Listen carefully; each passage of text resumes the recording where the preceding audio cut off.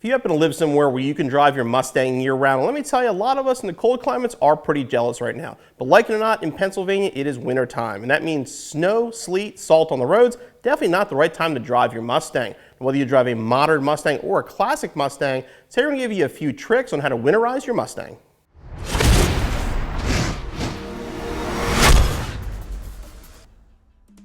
Now, before we get too far into putting your Mustang away for the winter, we want to remind you of one thing. This is the perfect time to work on your Mustang. It's going to be off the road for a few months in the wintertime. If you're thinking about a big build like our custom 5030 here, or some power like a Roush supercharger for your new Mustang, now is the perfect time to do it. Now, rule number one is to find the driest climate possible. A concrete floor is going to be best. If you have to have a dirt floor, put a plastic barrier down or something under the car, again, to keep moisture out of the car. Moisture can cause damage to the fuel system, engine, tires, everything. So again, the driest climate possible. Now, talking about the tires, with the tires, the first thing you want to do is pump them up to the recommended PSI. You don't want them to be low because they're underinflated. They will flat spot a lot easier. And the recommended cold is 32. We're a little below that, so we're going to put some air in it.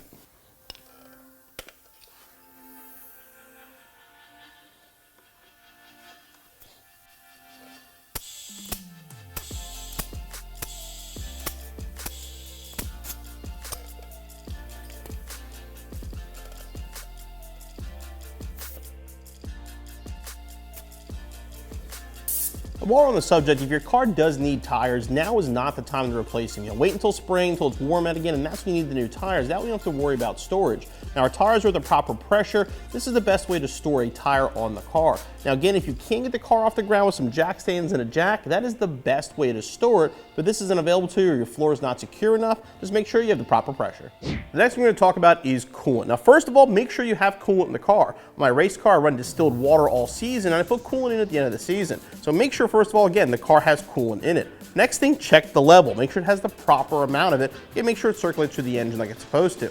The third thing you want to do is actually check the coolant in the car, make sure it has the proper freezing point. That will require a very simple tool. Now, this is a coolant tester. You can pick this up at any auto parts store for only a couple dollars, but this will tell you how good your coolant is, what basically temperature it's good down to. You simply put it into your overflow tank, fill it up, and see how many of the balls float.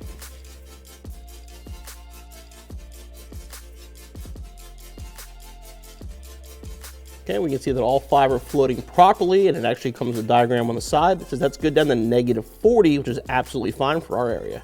Next thing we're talking about is the fuel system. The first thing to do, fill the tank all the way up. Doesn't matter what octane gas, whatever normal gas you use is what you want to use, but a full tank has less of a chance of condensation getting watered.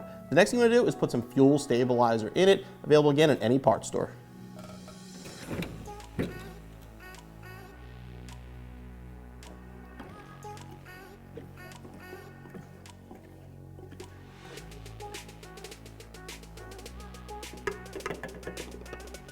And once you have the fuel stabilizer in the tank, you want to run the car for a few minutes. That way it'll circulate throughout your entire fuel system.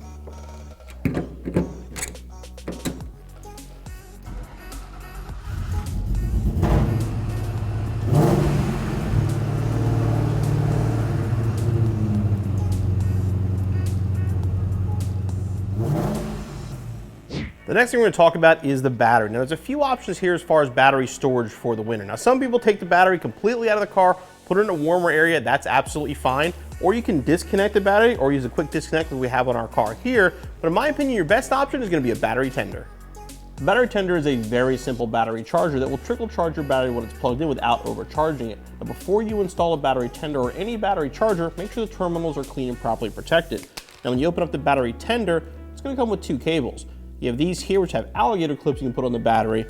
What I recommend is use these cables here. What these are is basically 2 ring terminals. Then what you do with this is you actually attach these to your battery terminals permanently and then fish this somewhere where it's very easy to get to. In the case of 5030, we actually have it hidden here under the bumper. So we want to plug this car in, we simply pull the cable down, plug our battery tender in, and then plug it into the wall. Plug in an outlet.